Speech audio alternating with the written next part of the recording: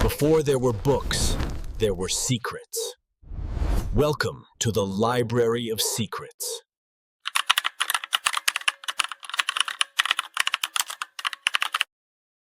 This is the fall of an emperor, told not just in battles, but in moments. A man once crowned by destiny, now cornered by fate.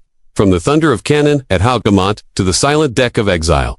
Waterloo was not a battle, it was a reckoning, of ambition, of loyalty, of time itself catching up with a man who believed he could command history. These are the final days of Napoleon Bonaparte, and this is how he lost everything. Chapter 1. The Emperor's Return. From the ashes of revolution, a young artillery officer rose not by nobility, but by brilliance. Napoleon Bonaparte, born on the rugged island of Corsica, seized history's currents with unshakable ambition. France was in chaos. Kings had fallen, and the guillotine had left the throne vacant. Into that void stepped Napoleon, first a general, then a hero, then something far more dangerous. Hope wrapped in steel. His Italian campaigns stunned Europe. He outmaneuvered empires, toppled monarchs, and rewrote the art of war.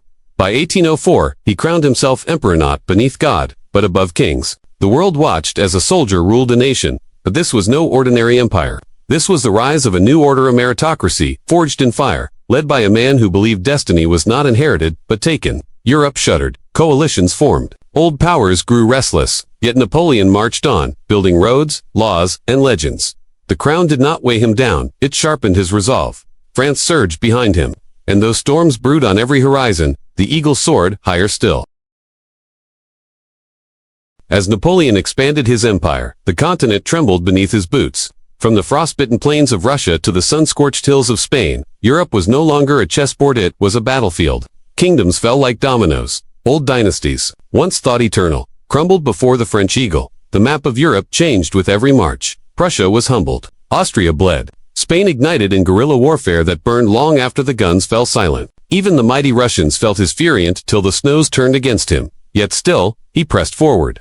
For Napoleon, defeat was never final, it was only delay.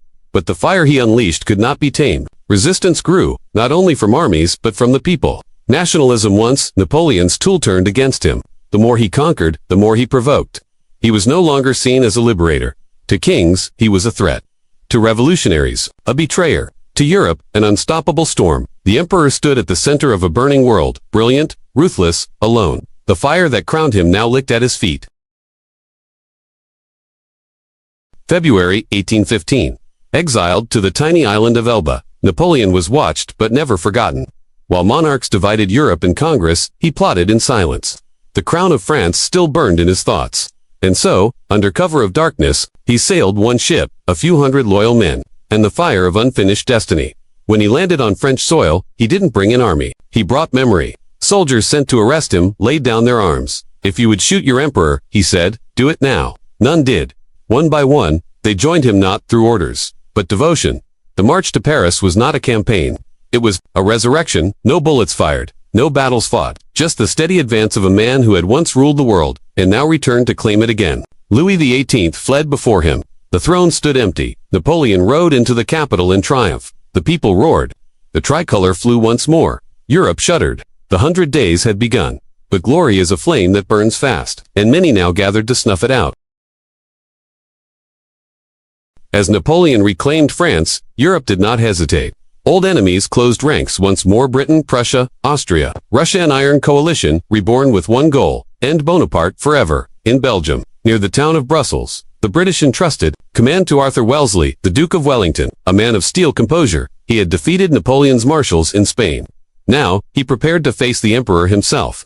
Alongside him stood troops from Britain, the Netherlands, and Hanover. Patchwork army with a steady corps to the east. The Prussians, led by the seasoned Field Marshal Blucher, advanced, wounded in age but fierce in will. He vowed revenge for past defeats.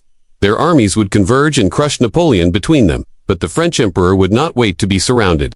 His strength was speed, his gift, audacity. He launched a preemptive strike, crossing the Belgian frontier in June 1815. His goal, defeat the Allies separately. Before they could unite. At Ligny, he struck the Prussians. At Cottebras, Ney clashed with Wellington. The campaign had begun. The last great gamble of a military genius was unfolding. But Napoleon would soon discover, not all foes break under pressure. Some endure, some wait, and at Waterloo, one would stand. June 18, 1815. The rain had fallen all night, turning the fields of Waterloo into a muddy graveyard waiting to be filled. Napoleon's army stood before Wellington's Anglo-Allied line dug in on the ridge of Mont Saint-Jean. The stage was set, but delays began early. Napoleon, cautious of the soggy ground, waited for the sun to rise and the earth to dry. Hours passed. It was a tactical pause that cost him dearly. When battle began, it was brutal and direct. Artillery thundered.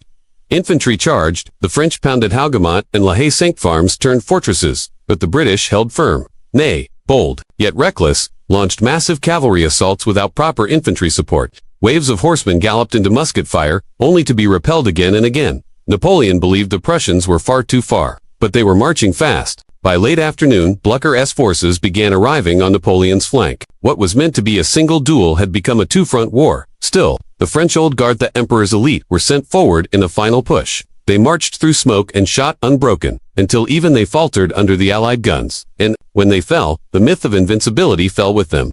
Waterloo was no longer a battle. It was a reckoning.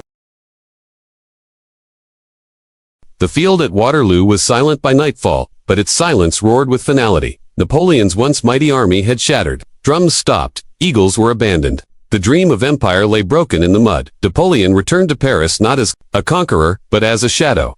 His allies had turned, his enemies closed in.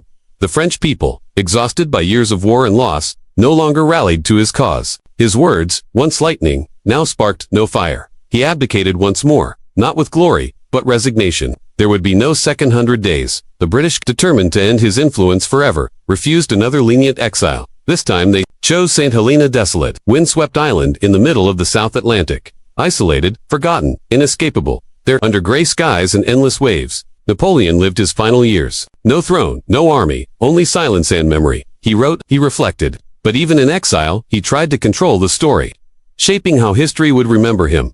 On May 5, 1821, the man who once ruled most of Europe died in a small house on a lonely island, with no crown, no audience, and no fanfare. The emperor was gone, but his legend had just begun.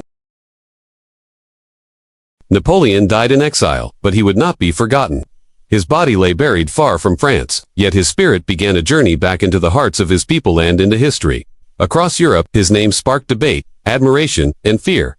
Was he a tyrant, a butcher of millions, or a visionary who reshaped the world? The truth lies in the tension between myth and memory. He ended feudalism. He reformed laws, bringing the Napoleonic Code to life, a legacy still felt in modern justice. He gave rise to nationalism, not just in France, but in the nations he fought. Even in defeat, he shaped the map of Europe.